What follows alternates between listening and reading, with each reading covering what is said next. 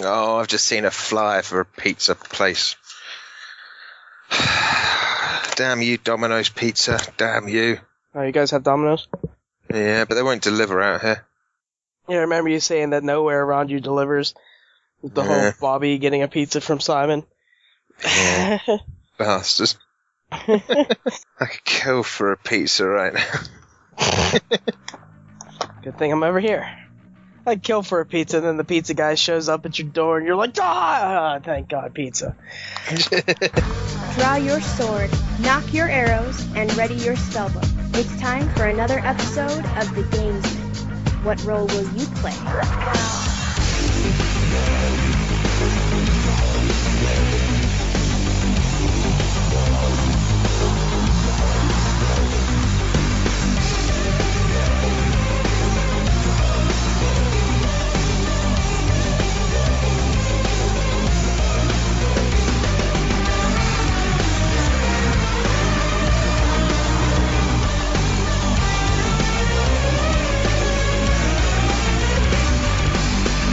Hey guys, welcome to episode 34 of The Gamesmen. We are, as ever, here to play games, talk about them, and fill in your otherwise pointless lives.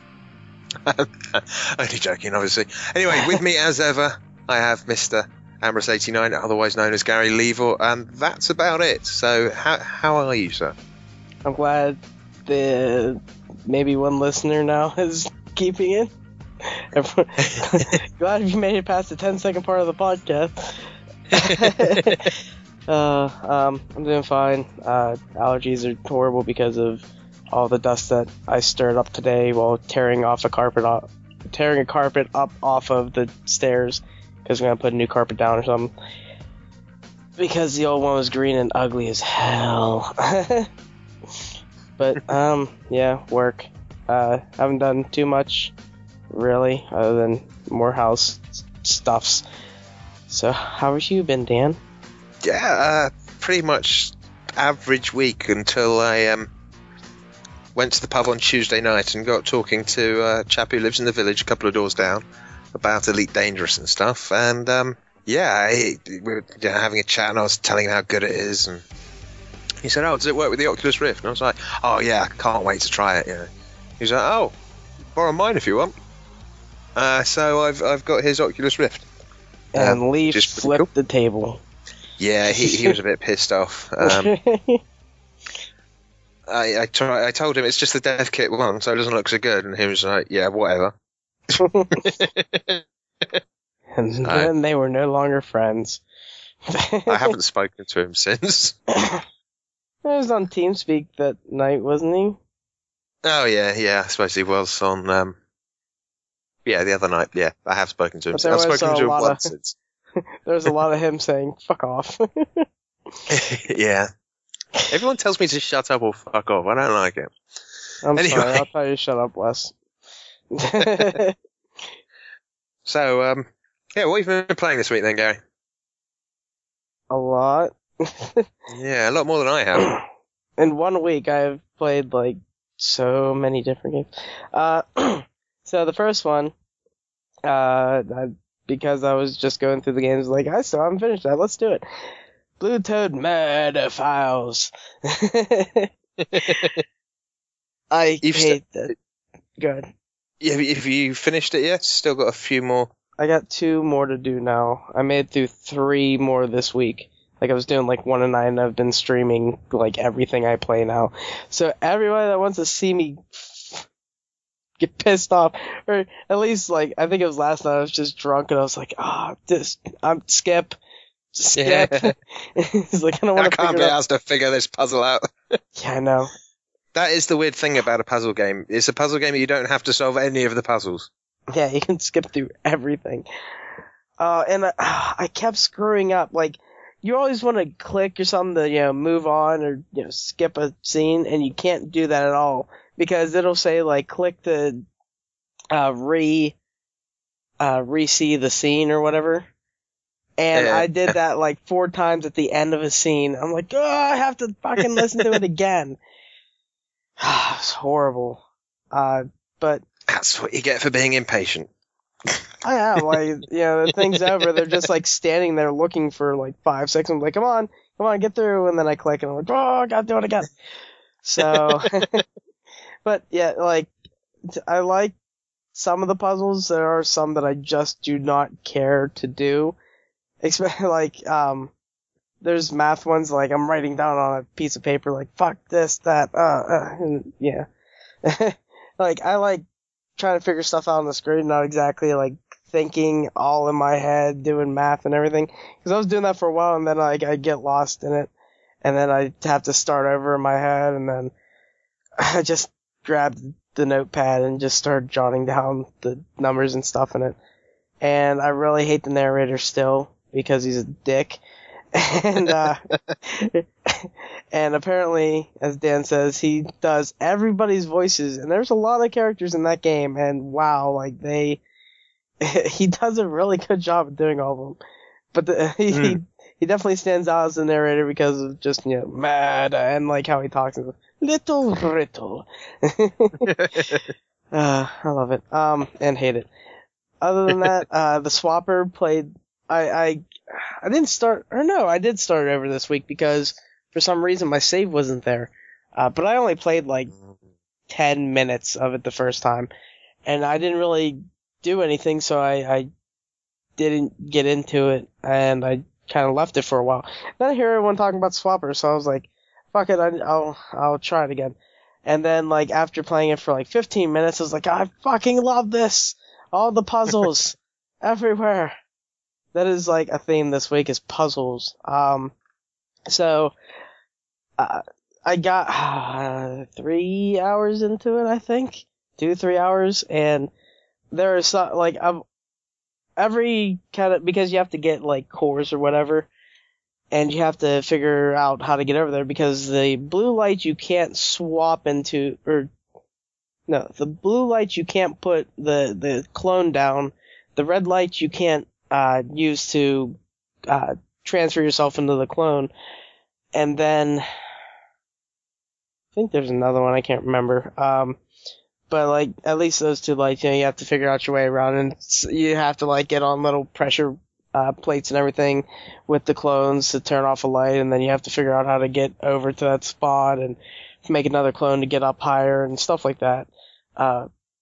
Some of them are very difficult. There's one that I haven't done because I could not figure it out at all. I probably need to go back and do it.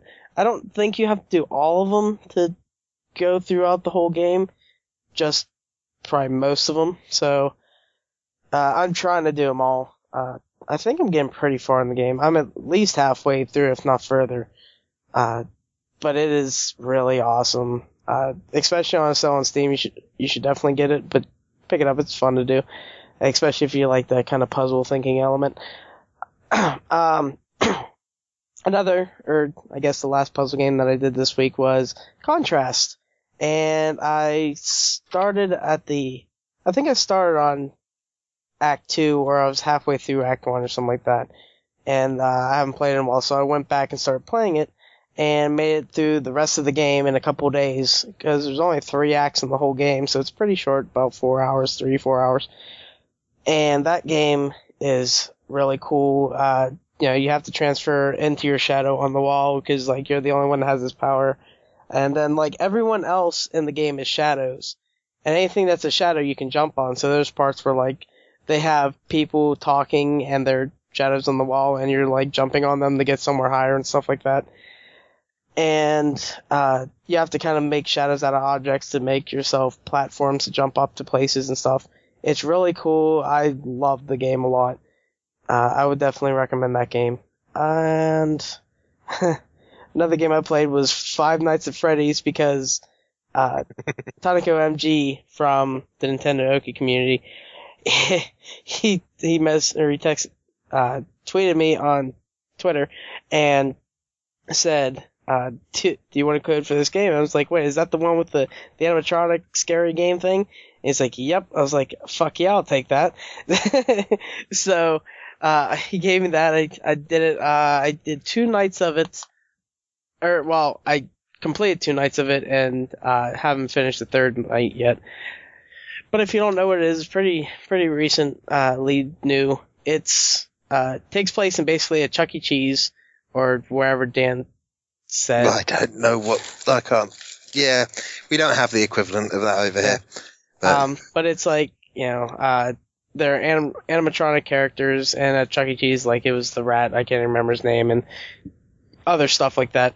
But you're a security guard in this place, and apparently these things have, like, a walking thing at night so they can keep their batteries charged or something, I don't know. Oh, so their servos don't seize up, so they can... then apparently, if you look at some of the newspaper clippings on one of the days, they used to be allowed to walk around during the day, but then 5 children went missing mysteriously. Oh, really? So, yeah. God. That's so nice. they're only allowed to walk around at night now.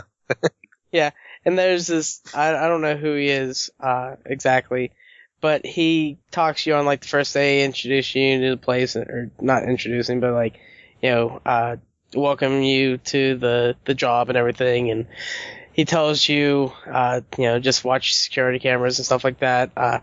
If the animatronic characters get into the room with you, they may mistake you as a animatronic character that's out of its body or something like that, and they'll try to shove you into another one. So, I think he said something like, in the end, like, there won't be anything left but maybe your eyes, I don't know. So, you don't want that to happen. And it's really creepy, because you're watching them and, like, they'll be staring up at the camera, or, like, they're in a room just kind of staring blankly forward. And, the first time, whenever I played it the first time, I couldn't find the volume thing on my computer for just the game, because it has, like, no in-game volume, no anything. So, basically, it was very loud and very scary when something made a loud noise. The first night, apparently, like, the bunny, who is apparently Bonnie, is walking around that night. I don't think really anybody else, like, it's basically an easy introduction night. And, the bunny is walking around, and you're just watching it go through, and then it makes to the door eventually, and, you have lights and doors on each side of you that you can flick on the light, just see, you know, what's around, like, if anything's out there, because you can't see them. There's, like, a blind spot from the last camera to you. So you have to make sure you're watching that. And if they come up to your door, you close the door so they can't get in, because they will basically murder you. So this is all going on, and the first night, and then I turn on the light, the bunny's right there. It's like, ah! So I'm, like, freaking out, and close the door. It was funny, your scream. That wasn't even that part. That was later on. That was the third time I screamed. But the bunny finally went away. They tend to walk away after the door's closed for so long, and then they'll come back eventually. So I open up the door and then see it again, jump a little bit again, and I was using way too much power the first night, and then I started to learn to conserve it a lot more. The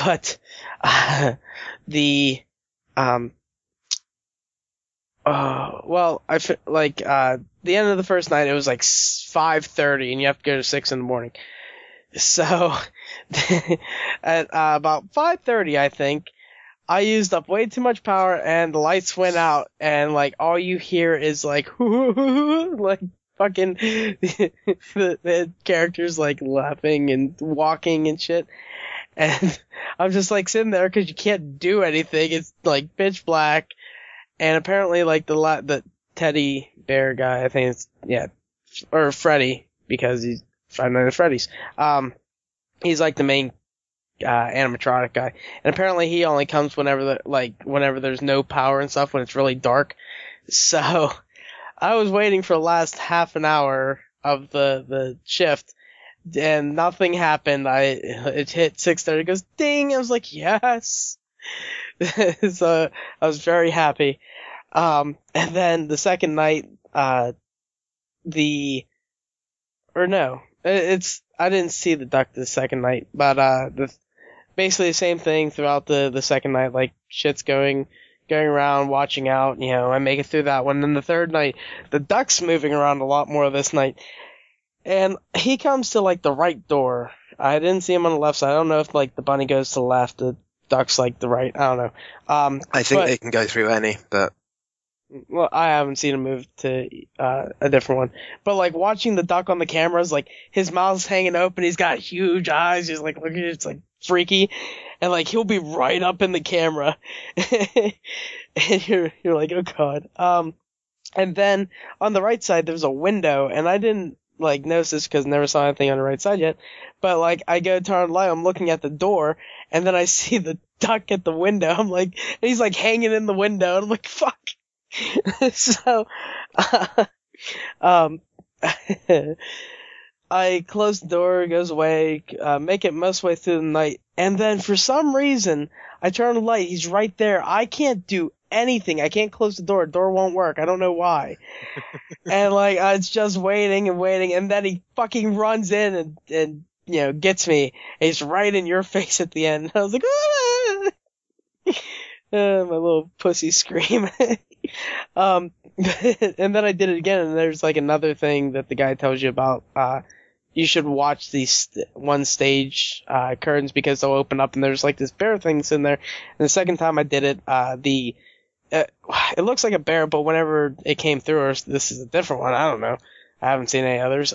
There's a fox that came running in, and like I didn't even get to do anything. I turned on the light, and he was right at the door.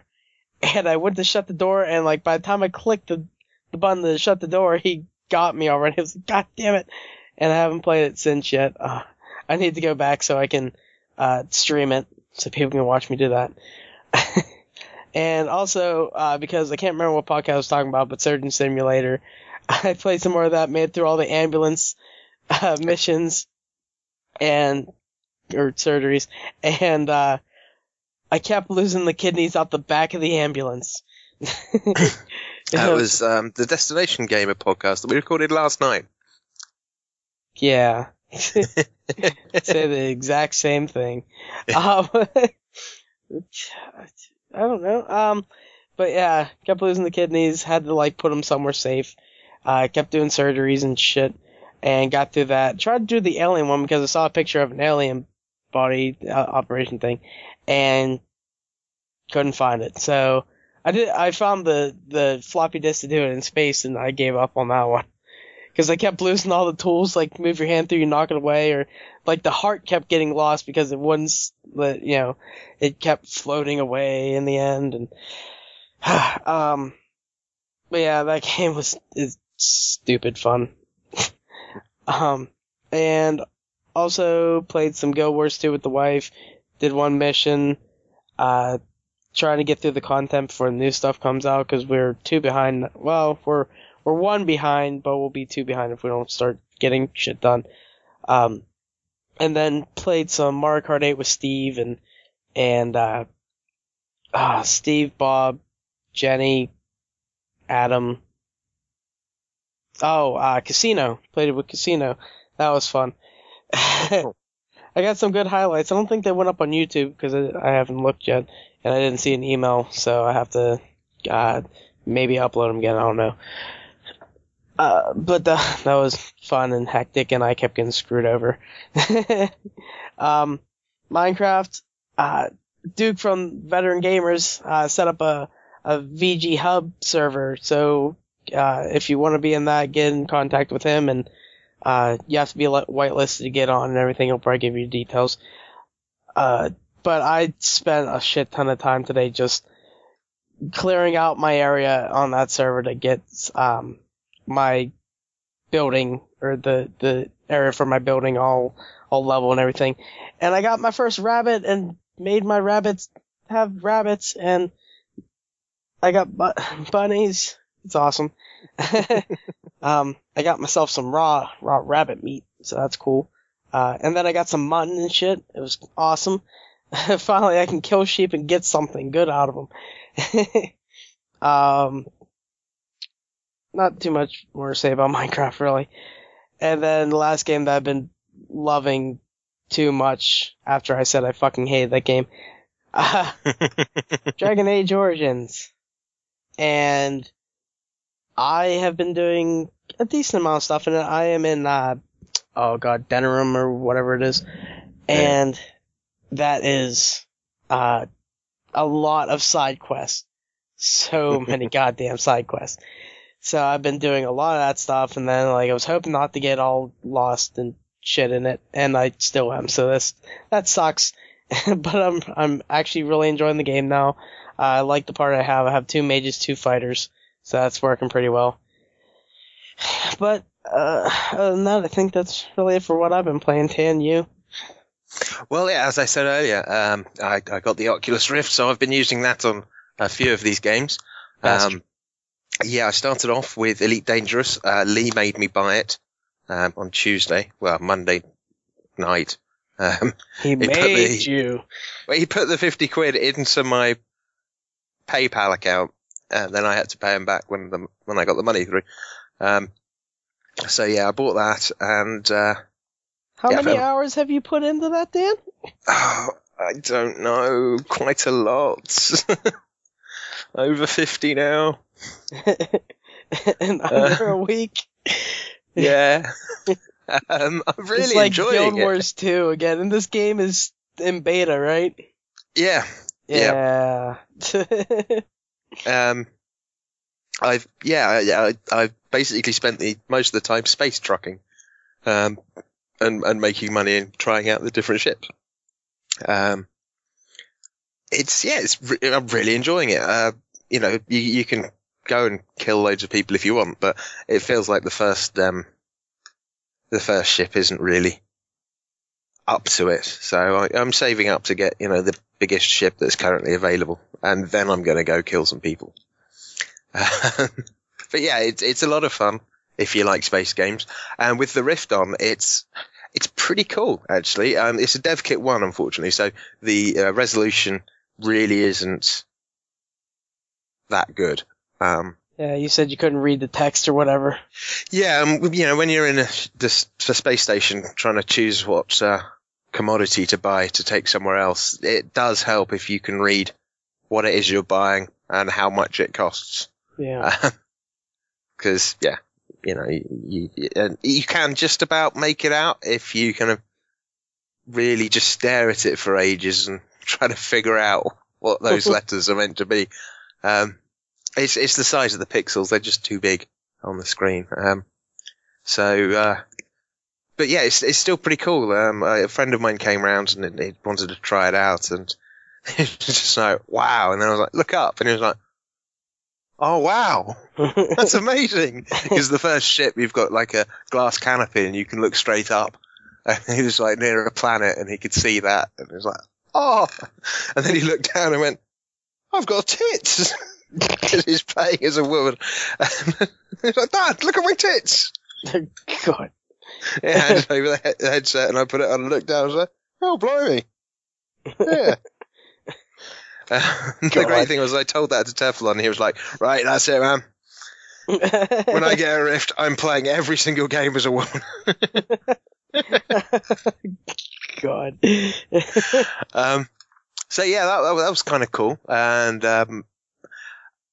yeah, I'd love to. I've got it for a month. So I'm going to play more of it, but the problem is I want to be able to play well, and it's hard seeing ships in the distance and things like that. So that's a bit of a pain.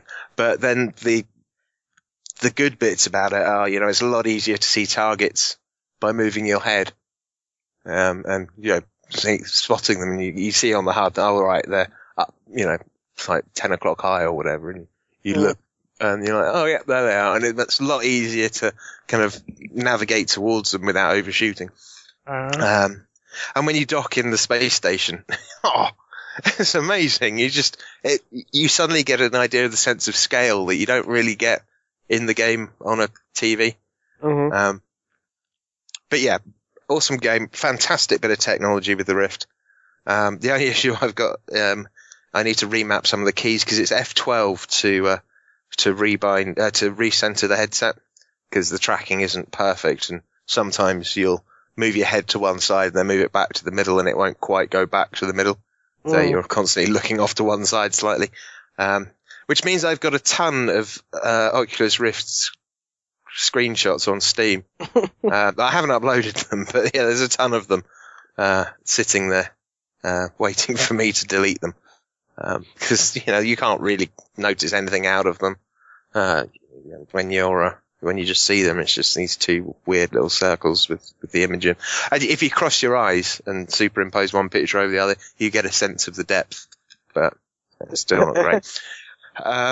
So yeah, I also tried to get Metro 2033 to work with it because apparently it should do, but with the bit of software I've got to make it work, it doesn't seem to want to boot it, so I'll have to figure something out there.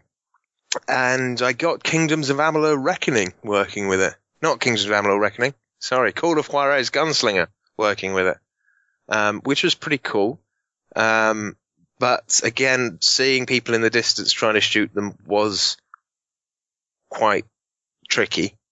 But on the plus side, being able to, move your head and actually see where you're getting shot from is way better. Yeah. So the bit that I was getting stuck on, with the keyboard, keyboard and mouse, suddenly became a lot easier using the controller and the headset. So yeah, that was pretty cool. But yeah, resolution, still not great. And the final game I've played is Kingdoms of Amalur Reckoning, and I'm not sure when I'm going to play it next because, well, Elite Dangerous, hopefully soon the new Star Citizen update, and I'm just finding it really quite tedious at the moment. The story really isn't grabbing me, and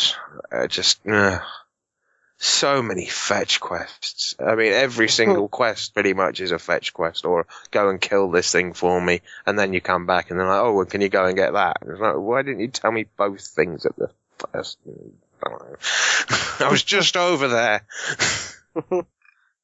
But yeah, it's it still looks nice, and I'm sure if I wasn't in such a kind of space kind of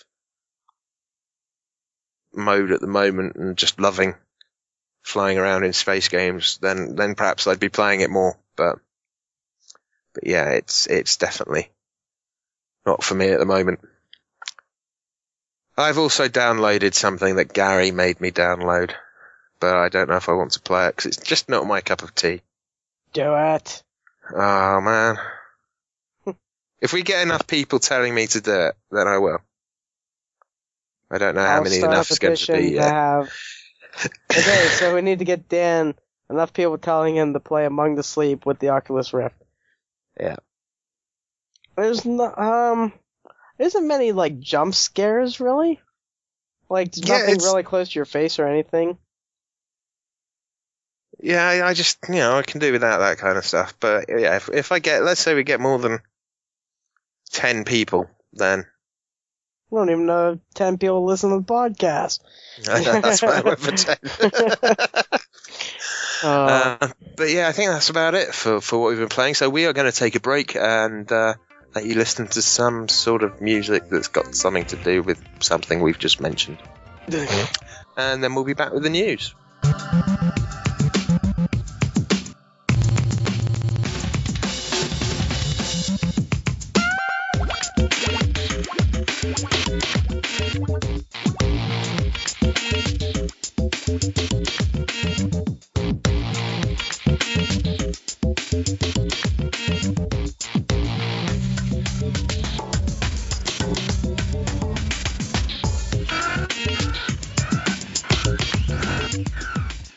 Okay, we are back, and we're going to go headlong into the news, and Gary has the first news article.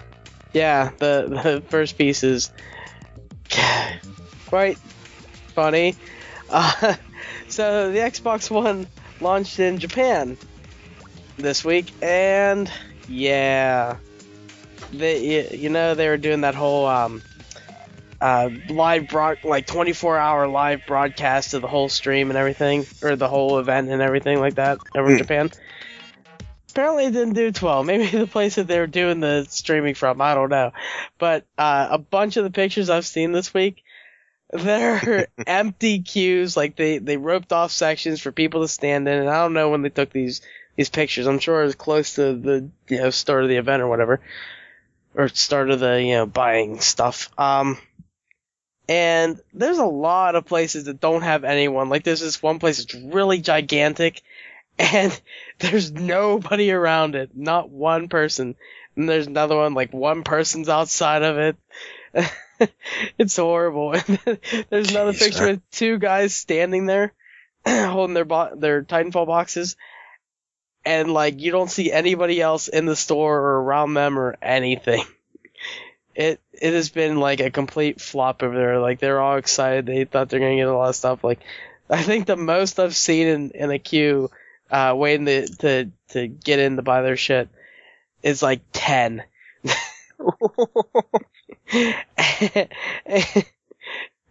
It's weird. They even have like a kiosk, like on the side of a building or whatever, with Xbox Ones like all stacked up and everything. It's got like this one guy is just staring, like he's walking past and he's like looking like, what's this?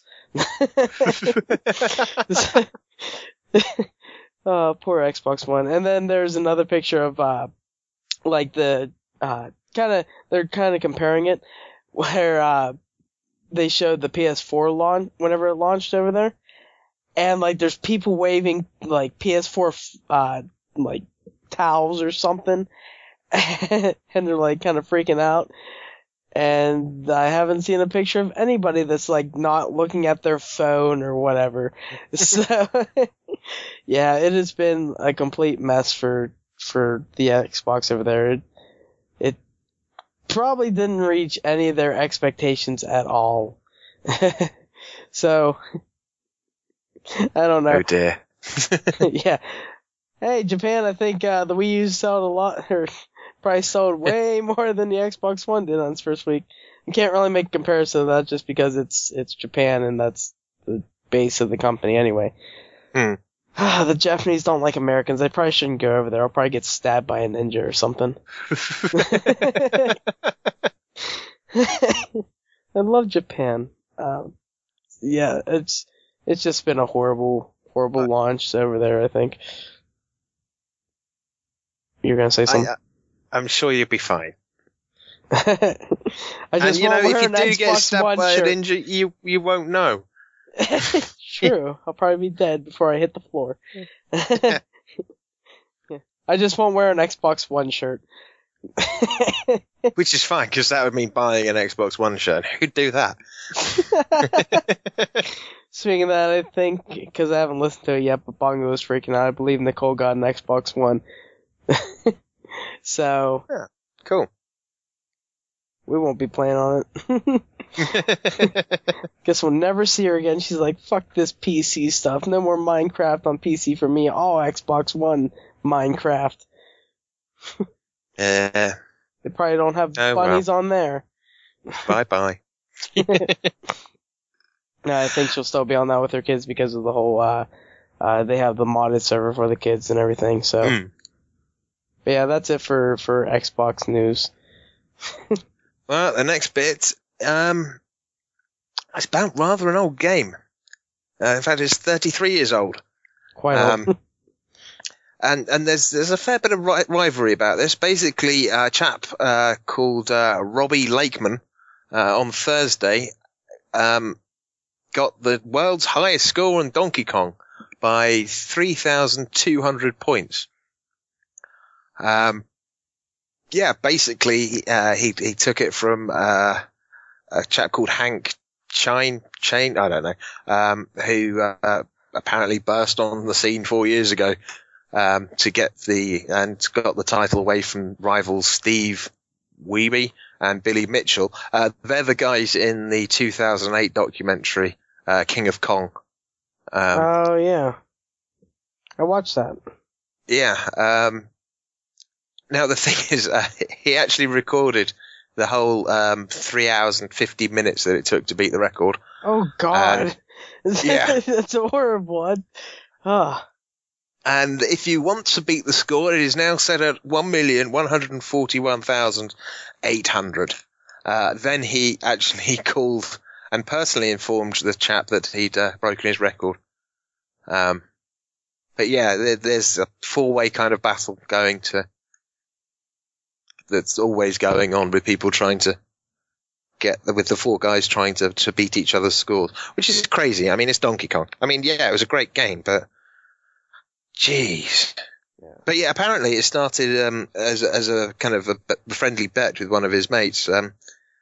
He said, "I bet you can't get the high score or get to the I can't remember what this. There's a glitch in the game which randomly occurs, not very often, and it just takes you to the game over screen for no reason."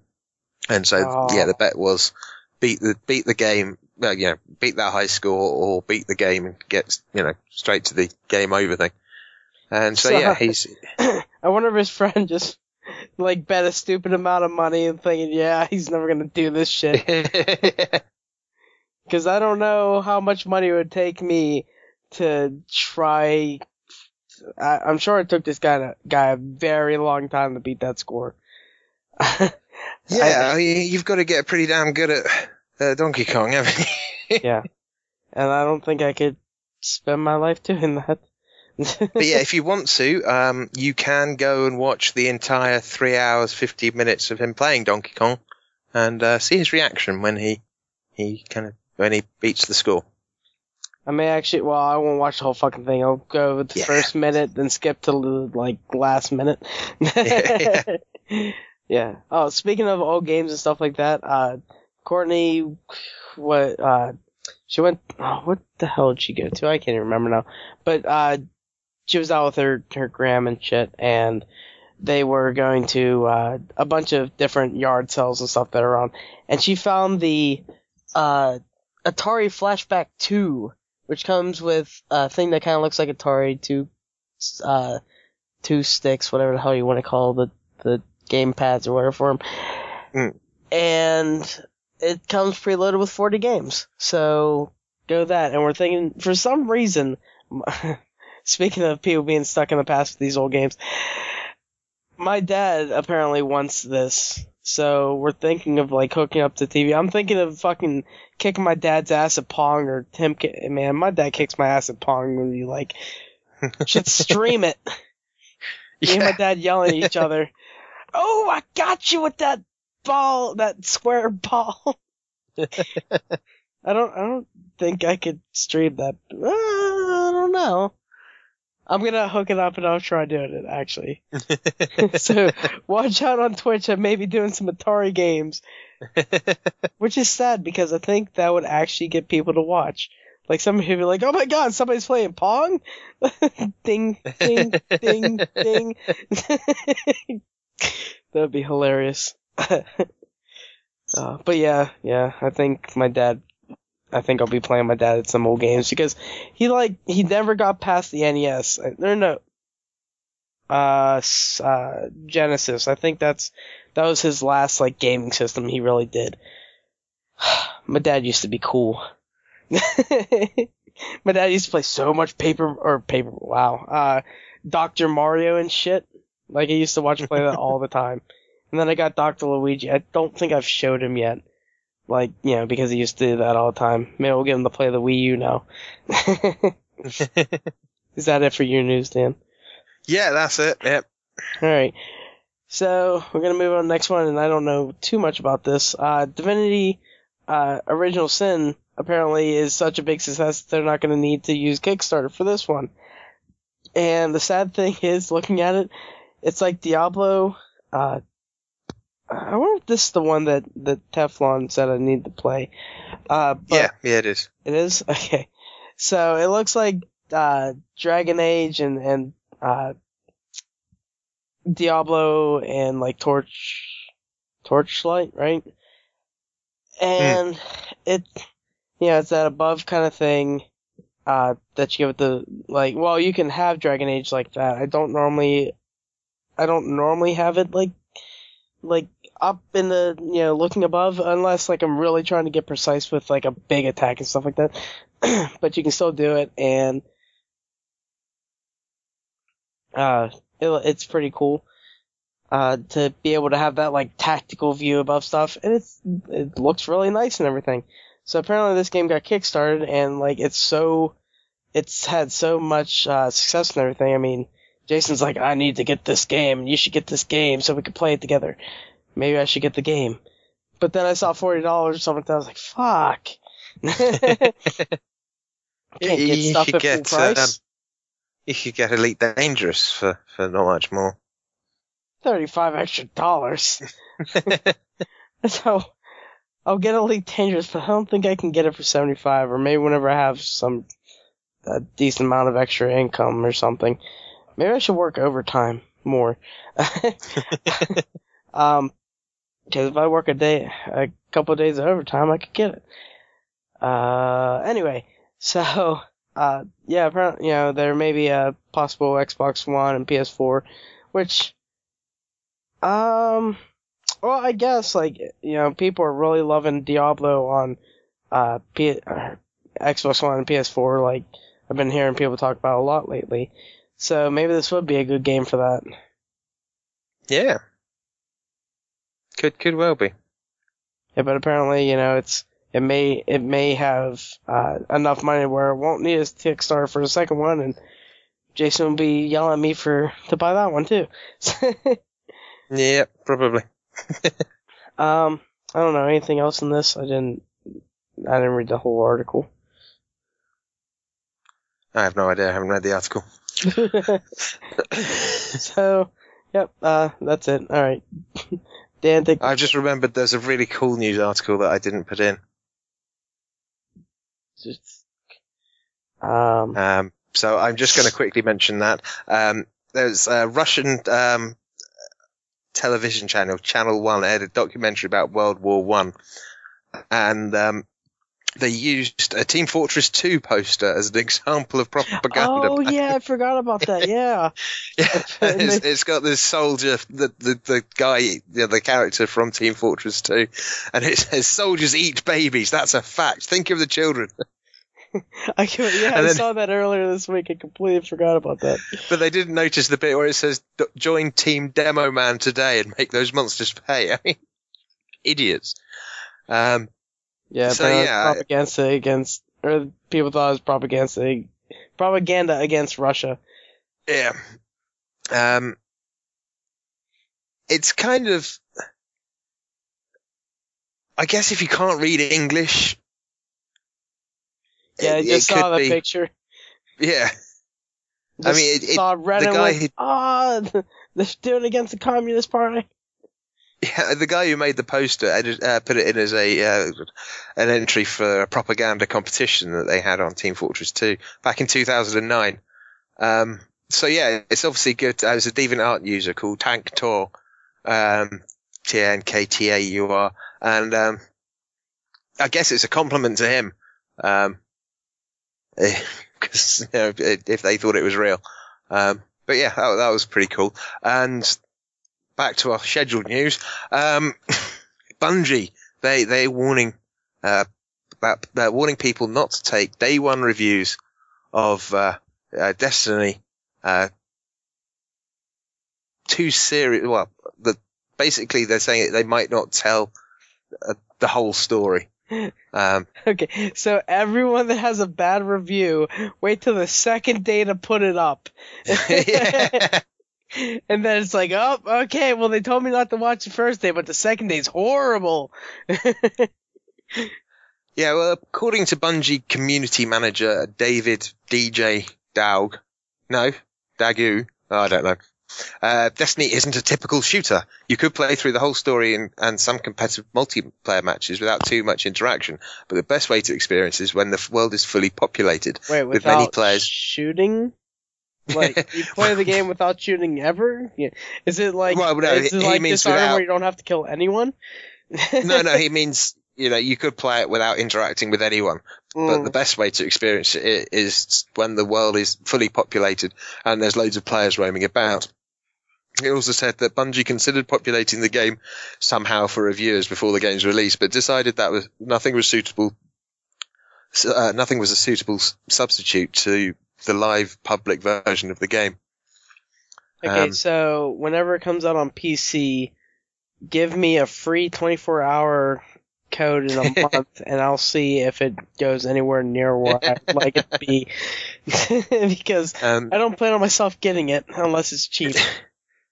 He goes on to say, we fully anticipate seeing day one reviews from folks who decide to kick the tires but don't have the time or patience to take it out for a nice long road trip.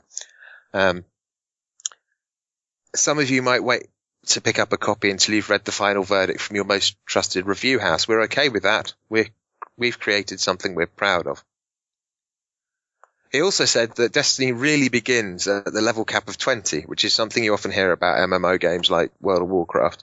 Well, it's like they give you free up to 20, so can I have free up to 20?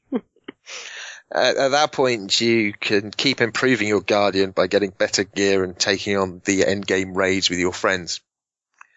In fact, he recently said that you're not likely to finish the game anytime soon if you ever do. So yeah, they're not worried about it, but they just want people to know that, you know, some of those day one reviews, they're going to be wrong. Well, I hope he's not talking about, like, you know, the story in the game. You're not going to finish it anytime soon, because people have beaten, you know, Guild Wars 2 story in like a day. Yeah. So there are going to be people that beat the game. I don't think that's what he's talking about, but, you know, there are people that will play through just straight through. You'll see level, what's their level cap? 60 or something? I don't know. I can't remember. 20. Their level cap is 20. Well, that's shit.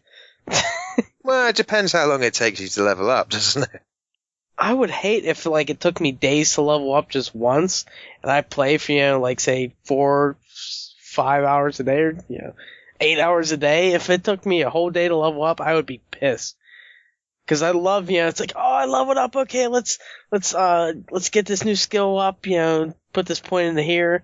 That's like, well, like role-playing games stuff, you know, you love doing that stuff. And that's one thing I have about Dragon Age. It feels like it takes forever to level up. I don't know. Yeah, I hope it, you know, you can reach 20 pretty quickly if you're playing it, and they have it where it's, you know, not like ridiculous amount of experience you have to get. Yeah, I mean, if you're, you know, playing it like I play. Elite Dangerous. Yeah. It's like, I went up one level in 40 hours. Oh man, are they taking it like fucking, what was it? Halo Reach. Yeah, like, it, whenever you go from, I never did it, but like, oh man, I got so into that shit.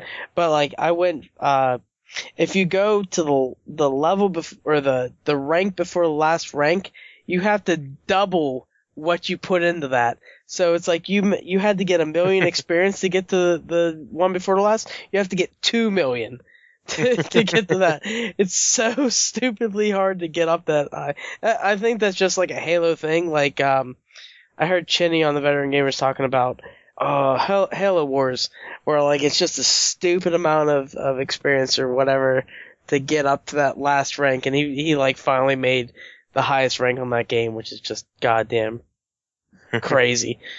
Speaking of that, I still need to play Halo Wars. Anything else you gotta say about this, Dan? Sorry, I am just watching the video for my next bit, which is hilarious. Yeah. No, I don't think so. I mean, I guess, you know, it's important with a lot of games, you know, day one reviews aren't always an accurate portrayal of what the game's actually like. And especially something with, there's a lot of people online. But yeah, I mean. Yeah. I'm trying to remember, like, there was a game that had, it was really good, but something happened, and, because this one little thing happened, like, they downvoted the game so much that, like, it, you know, it had like a 2 on Metacritic or whatever, even though it was really good. So it's like, you can't, like, if you're looking at Metacritic, you can't trust that shit. But like, if you know somebody that reviews stuff and you can trust, I would just use them. Of course, people that are sensible probably don't listen, people that are sensible listen to this podcast. People that aren't don't listen to this podcast. So, doesn't matter. Anyway, so next piece is about a game that we have never played, and we know people that have played. Oh, yeah, you did play it, didn't you? Yeah. You just didn't play much of it, you got out of it. You didn't play too much, I don't think. Yeah, the community's far too toxic, so I decided to get out of it. Yep, that's why I don't play it, Dota 2, shit like that. But this League of Legends, and apparently they're getting rid of all the old lore and starting over.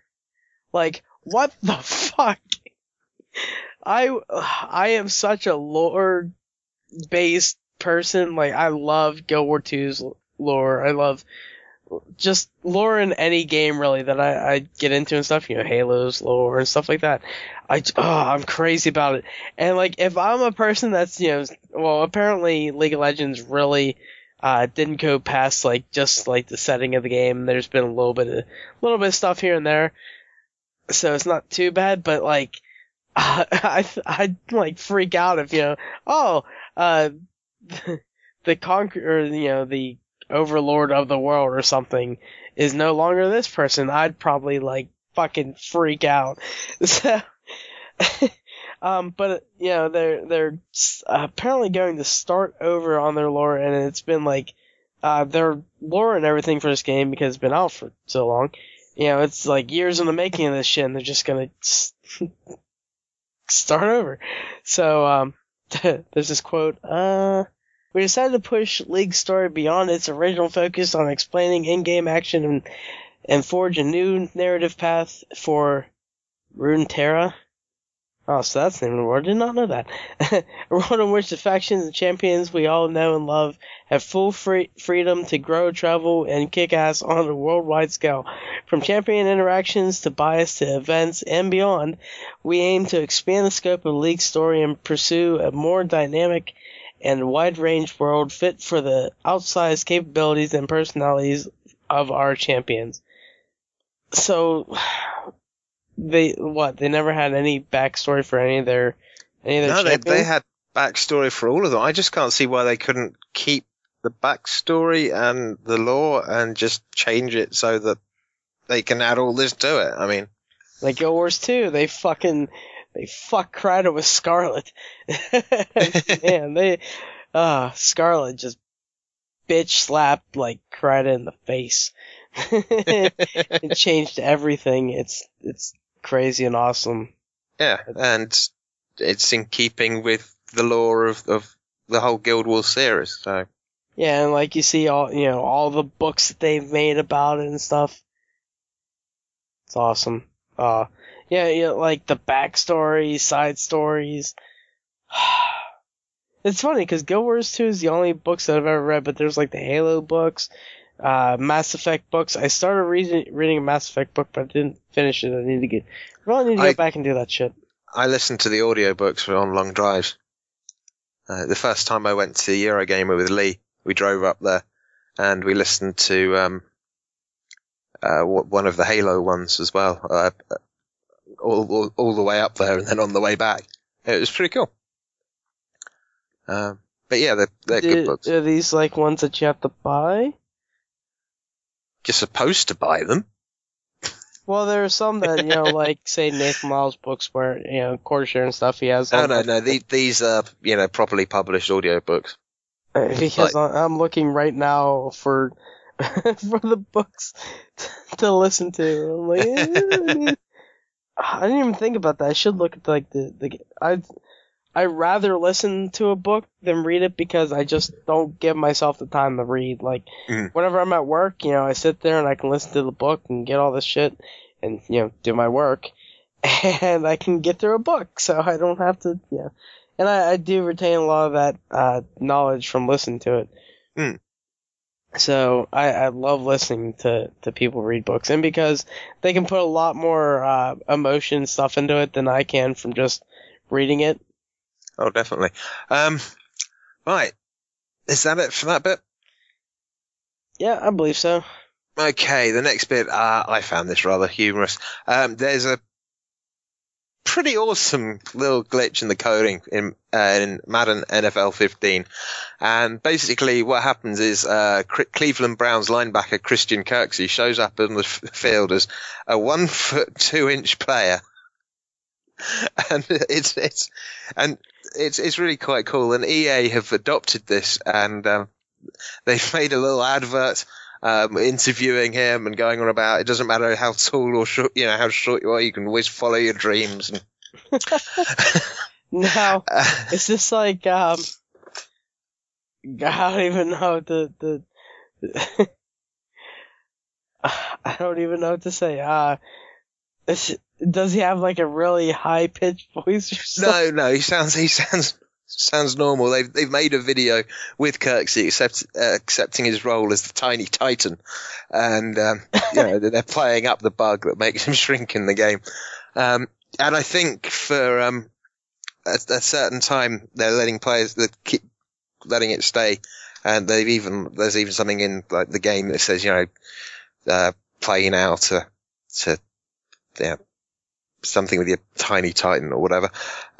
Is there a way to, I don't know, are they gonna have like a put this glitch on all the time now? I think that glitch is going to be patched, but not straight away. I think they're just, embracing it for the moment, and obviously people are having fun with it, so they're going to let people have fun with it until, the end of the month or so, I think. You remember games where, you could turn on glitches and shit like that? I mean, I think it was Gears of War 3 had, you could turn on big head mode once you unlocked it and everything. And no, yeah, you could do that in Nintendo 64 on GoldenEye 64. Yeah, GoldenEye had that stuff. There was also one where you could make everyone just spin round in that, but it involved pushing the cartridge so that it was a bit of a dodgy glitch. Yeah, you had to kind of move the cartridge backwards and out a little bit, and then the game would glitch and all the characters, everyone would start spinning round. I didn't know that. I wouldn't even try that probably. No, I don't think I would either. But yeah, if you want to check out the Tiny Titan, Madden 15 is in stores now. I'm not going to play it, but there are videos on YouTube, so you can always watch those. And it's kind of funny. Access, it'll come out to you eventually. Yeah, woo. Actually, isn't that one of the ones on EA Access at the beginning? Quite possibly. I don't know. But yeah, that's it really. Tiny Titan, Madden. Awesome. I would love to see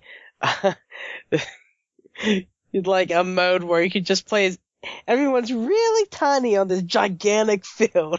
The great thing is when he's like running with the ball, because the ball's full size and he's just there. That's awesome. Yeah, it is pretty cool. Oh man, I want to see that. Oh god. But the next piece of news is about the company we all loved that said, "Fuck you, Wii U."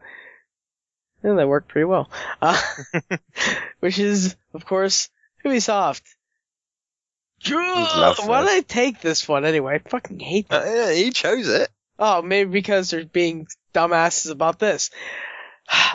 Apparently they don't think the quality of Assassin's Creed will ever drop, because they can make it every year and just everyone's gonna love them all the time. Which apparently it's still true, because I'll probably still get it. I don't know. I'm a fucking history fag. I don't know.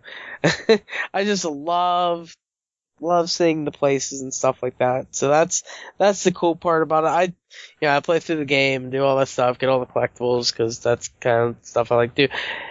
But like, just thinking, you're not like being that high up in your own ass. Thinking that your shit's all high and mighty. That's whenever your shit's gonna die, so expect it to die next year. Yeah, fucks. Sorry, I just hate Ubisoft and their dickness. They're French. I have nothing against French people. I love it. I don't have anything against French people. Just, I don't know. Pussies. Cheese-eating surrender monkeys. Oh, God. But yeah, apparently, they're all, who says this shit? Oh, there it is. Aminco, or, Amicio? What do you think, Dan? I don't know. I don't know. Anyway, guy from Ubisoft who is, let's call him Dave. Okay, Dave says, we've done this for a long time and we've got it down to a science. Maybe the first one, it was like, oh, what do we do? But now it's just our daily business. We've been lucky, and I think, yeah, I think I said that, I don't know. We'll compare it. We've been lucky, and I think it's mostly because of the people who are behind the product. And like they have that thing, first time you start it, every time it's like, this game has been made by people with different beliefs, so you don't get pissed at us for all the, different religions in it. You religious bastards. But yeah, they just think that, they can make a game every year. Hopefully they don't get in the aspect of, hey, we should make it with ship combat every time. Which is good they didn't do it in this one, and they're like, we should play it safe and put it in the other one on the old consoles, because the old console people want ship battles. It's going to end up turning into something like Call of Duty when they get far enough. There'll be a Second World War Assassin's Creed. It's like, you just made me feel like a dumbass. It's like, oh, I'm gonna buy Call of Duty every year. Now I'm like, oh, I'm gonna buy Assassin's Creed every year. God damn it, Dan. Sad thing is, I'm probably gonna get both of them too on the PC. I guess that's a good thing about having a PC is you'll be able to play Unity, and I completely forgot what the last one or the other one's called. Yeah, I haven't got a clue. I can't remember. My brain isn't. All I can think about is what my next cargo run's going to be in Elite Dangerous at the moment. Oh, God. Yeah, well, I mean, whatever the other one is on the old consoles or last-gen consoles. Yeah, it's, they probably shouldn't get too high on themselves or they're going to fucking crash and burn. Oh, wait, nobody bought this one? Let's try another one and see if it does it. Oh, people are buying them. People keep buying Call of Duty. Yeah, well, I mean... Putt. What I said is I'm waiting until they have the one in fucking Japan. So that's what they're doing. They're just holding off for the next 10 years on Japan, so I keep buying them. Yeah, just to spite you. Yeah, just for me. That's why they're delaying all the Wii U stuff. Just to annoy you. Well, I don't play Assassin's Creed on the Wii U, which is funny why I just hate it so much. Maybe it's because they're just dicks. Well, I don't know. Didn't you play the last one on the Wii U? I did, because my friend gave it to me. Because he had it on the Wii U. Speaking of that, well, it's funny because he picked up on the, he got an Xbox One, so he picked it up on the Xbox One. He's like, just keep it. So, I got that, and I got, Splinter Cell Blacklist he got on there, so I need to play that still. But yeah, Ubisoft being, I just love hating Ubisoft, but I love their games, but I still will, if I ever met, God, what the hell's his name? He has a weird French name. Guillemont or whatever, I'd kick him in the balls. Because he'd listen to me then. But that's it, I think the last piece of news. I'm just trying to think, would you kick him in the balls then rant at him, or rant at him then kick him in the balls? I'd probably start ranting, and then whenever I got really angry, I'd kick him in the balls. And then I'd keep going on, and then probably just kick him in the teeth. I don't know. Maybe teabag him while he's on the ground and be like, oh, you want to be like Call of Duty? Take this. Fair enough. Okay, well, the next one is about Project Cars and the delay on the Wii U. But Gary's not going to be annoyed about that because he doesn't really like racing games. But Project Cars is looking to be absolutely fantastic. It looks absolutely amazing. It's made by fans of motor racing and motor racing games. And apparently there is no conspiracy over the delay on the Wii U, according to creative director Andy Tudor, who's from Slightly Mad Studios. He says the reason is they just need a little more time to make sure it's visually on par with the other versions rather than rushing it out before it's ready, which is an attitude I like. When it's ready, it's ready. Yeah. Unfortunately, it does mean that the Wii U version is delayed until sometime next year. And he says there's no conspiracy here. We announced the Wii U very early on in our development cycle, and some people think because we've been working on it a lot longer, it should be out now. The Xbox One version looks wicked. The PC version looks awesome. So does the PS4 version. It's not our goal to rush the Wii U version and have it not look so good as the other ones. The Nintendo fans we've got are crying out for a game like this. They don't really have that experience currently, and there hasn't really been anything like it on the Wii previously.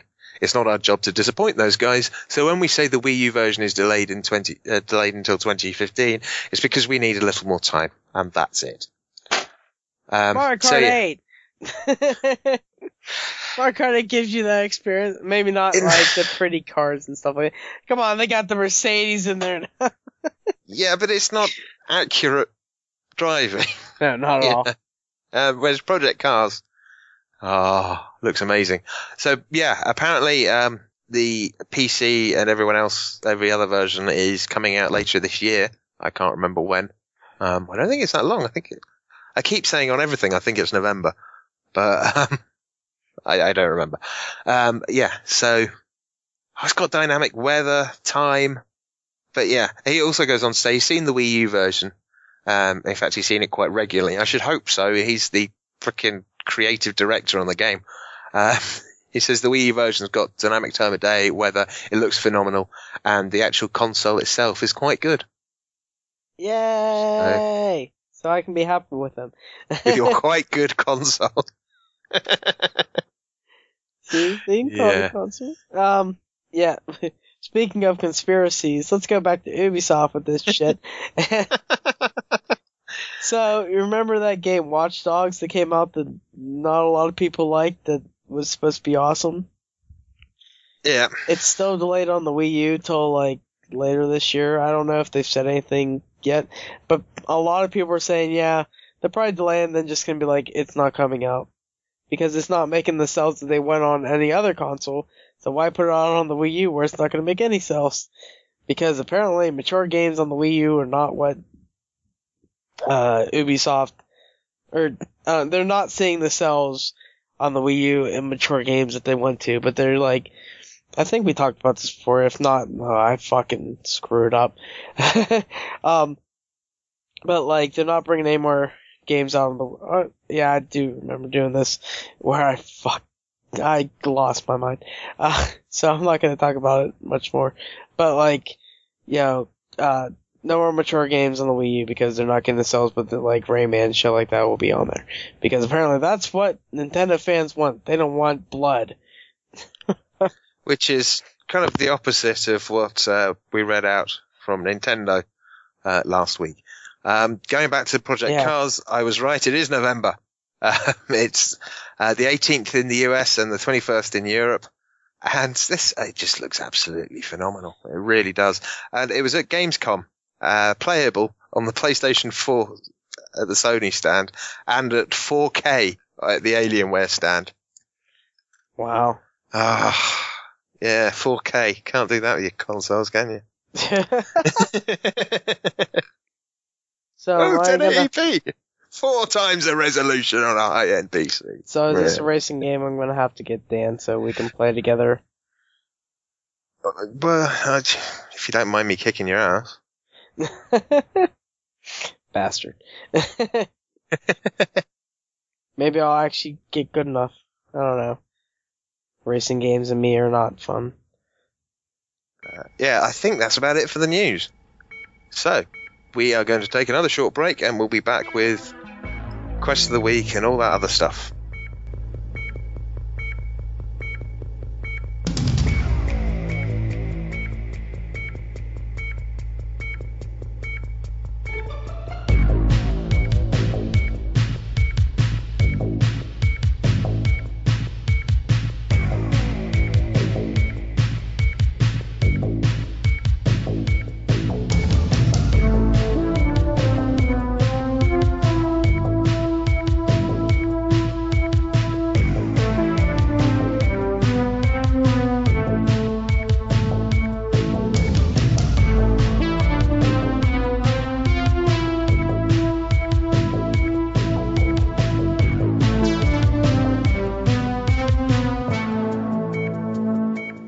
Okay, we are back. It's going to be really quick this week. We asked you last week what your thoughts were about online harassment, and nobody answered. So, well, I should say I screwed up and completely forgot until we started this bit that I never put up a hashtag TGM chat request thing out there to anyone today. So, my fault. Sorry. Kill me later. I don't know. And as for a quest, well, what's your favorite color? If you've got any ideas of things that I should try out with the Oculus Rift, let me know. How about that? Yeah, what do you want Dan to play on the Oculus Rift? Yeah. And I shall play it, and then, depending on when it comes in, and whether or not I got it or can afford it, I shall play it if I can, and talk about it on the next show. Unless it comes in towards the end of, towards when we're recording the next show, it'll have to be the week after, which I think is fair. TGM checks, we didn't get any, so that's nice and quick. Shout-outs. Gary, have you got any shout-outs? No, brilliant. All right, we'll move on. Man, this would be a really fast edited podcast. Duke from Veteran Gamers for starting up the VG Hub server. Oh man, I got another server to play on. I feel bad. I need to and it sucks. I have to keep switching back between versions for Brandon's and his because they don't have a patch out or whatever they do. The bucket server isn't updated for all the mods and things. Yeah, they'll have that in like a month, probably. Hopefully, in a month, so we can get into 1.8 and get some rabbits in there and all the other blocks and different mobs and shit. So yeah, Duke's awesome for getting that. I told him I'd give him some money if he needed it. Because he is paying for the server, so I don't, it is a VG Hub server. I figure I'll support it if I'm going to play it. And you've also already given him some money recently, haven't you, by buying his book? Yes, yeah, that's right. I bought his book because we were talking on Destination Gamers podcast, like right at the end about his book, and I was like, shit, I still haven't bought that yet, so I just went up right there, got it. So it's coming in. It'll be in like Tuesday or something like that. I'll take a picture of it. Steve, Bob, Casino, all those guys, and Gal, that played Mario Kart 8. That was awesome. And Destination Gamers, Batch, Frequency for having us on the podcast yesterday. That was fun. Dan for being an awesome host today. That's it for me, Dan. Go ahead. Yeah, shut up, Gary. Oh, is that how I said? Shut up, Dan. Okay, Peter, the chap up the road, for lending me his Oculus Rift. Thank you ever so much. Lee for making me buy Elite Dangerous, and I'm loving it. It's really good with the Rift. Oh. You should try it. It's great. If you can.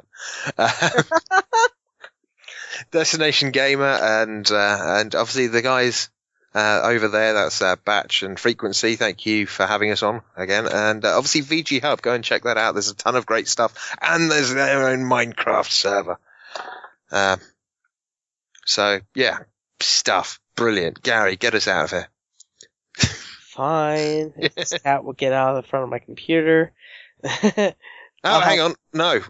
Gary, web for the week to come. Where can we find you? Hey, Dan screwed up front. So I'm gonna be Minecraft Harris1289, Harris_89 at Steam's. Oh, and Harris1289 Nintendo Network, because I get on that semi-frequently. I try. Harris89 is Skype and Twitter. And I forgot about the butt licker _89, but I didn't take that out. Gator Radio. So I'll be there. Oh, God. Aaron0289 at PSN. I'll be there whenever I'm on my Vita, or if I ever put this Metal Gear Solid Legacy Collection thing in there, I'll be playing that, hopefully. And I just realized that I had my PS3 on all day because I was charging the controller. It's probably been charged since the first hour was on. It's been on for over 12 hours today, I think. Anyway. That update should be done then. Oh no, I never even did any of that, so it probably wouldn't. I should probably turn that on and find out. I'm not even going to worry about it. Because it'll probably be 3 months before I turn it on. But yeah, that's it for me, Dan. Where can everyone not find you? Well, you can find me almost everywhere as Hardlydan. That's Twitter, Steam, other places. And if you're looking for me in Elite Dangerous, Hardlydan won't work, because at the moment my character name is Bumcake Avenger. It's all one word for Bumcake and a separate word for Avenger. There's a reason behind that? Yeah, Lee is Captain Buggernuts. And basically, it's there's a animated TV program called Angry Kid on the UK. There's one bit where the character says, "I'm Captain Buggernuts, the masked Bumcake Avenger." So he's Captain Buggernuts, and I was hoping to have the masked or masked Bumcake Avenger, but there's not enough size. So I'll probably revert it back to Hardlydan when the game actually comes out. But at the moment, I'm Bumcake Avenger. So check that out. It's good. But yeah, I guess that's about it. So Gary, get us out of here, please. I want to go and play some games. This time now, really? We're good for this? Alright, so you can find us at Facebook at facebook.com and the Gamesmen podcast. And then you can send in voicemails at the Gamesmen RPG hotline, which is 412-267-RPG1. And then you can also email us at thegamesmenrpg@gmail.com and give us some little emails for us, maybe some requests, some roles for us to play for our RPG. Hopefully we'll have one of those soon, I think. And then you can also, put in MP3s in there as well if you don't want to use the RPG hotline. And then our Twitter account is at thegamesmenrpg@gmail.com. Fuck. Our Twitter account Gmail.fuck. Yeah. Our Twitter account is at the Gamesmen RPG, and we have some new followers, which is ET Dragon, Batch Gaming, AR Conference 1, at Disney, which is DIISSSNEY. So Disney is following us. And then the last one is Bow to Bow. Cool name.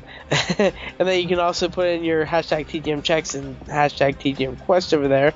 And then you can also listen to our YouTube channel. I did it. I put up every single episode on my vacation day off of work. I put them all up on YouTube. Oh, I was so far behind on that shit. It took me hours to get all that stuff uploaded. I did it while I was in the last podcast. So, go listen over there, or you're probably already listening if you're listening on there, or you listened already. I don't know. Thank you for listening on the YouTube if you are right now. And then our Twitch stream, of course, that I've been streaming a shit ton of stuff if you want to watch me play stupid games or get really pissed off at Blue Toad Murder Fouls. Just go over there, and that is twitch.tv/Gamesmen RPG. and the new follows there. And then last but not least, iTunes reviews. We would like an iTunes review. Please, oh merciful gods out there, give us an iTunes review. And I will say something funny if you want me to. I don't know, or I'll play something funny. Just do something. Hell, At the very least, we'll read it out.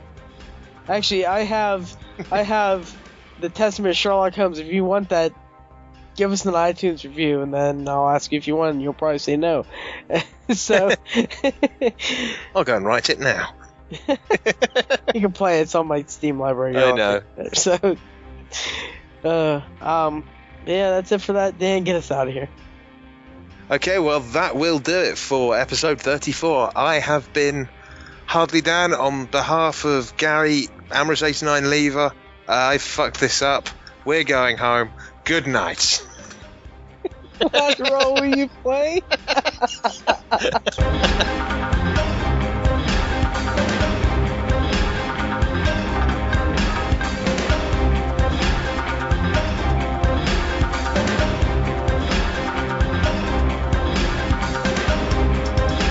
I think we should keep that. I fucked this up. I say we're going home. Oh god, that was horrible. I said it was so much assertion, though. I have to watch the Pokemon. God damn it, Dan, what have you done? I just showed you one thing. But then it came up with Pokemon. Which one? It just says, oh wait, red and blue. Oh my god, that was so good. I can't believe you actually did all of them. And one extra. Oh, that was amazing. Hi, I'm a registered sex offender. Yeah, you probably shouldn't record that. Well, you're not editing, are you? Yeah, that's true.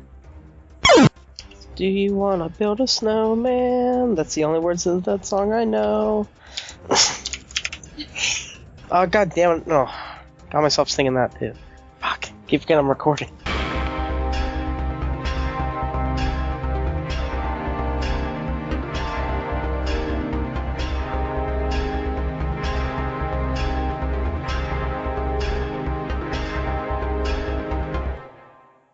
If not fully satisfied with this podcast, please return any portions for a full refund.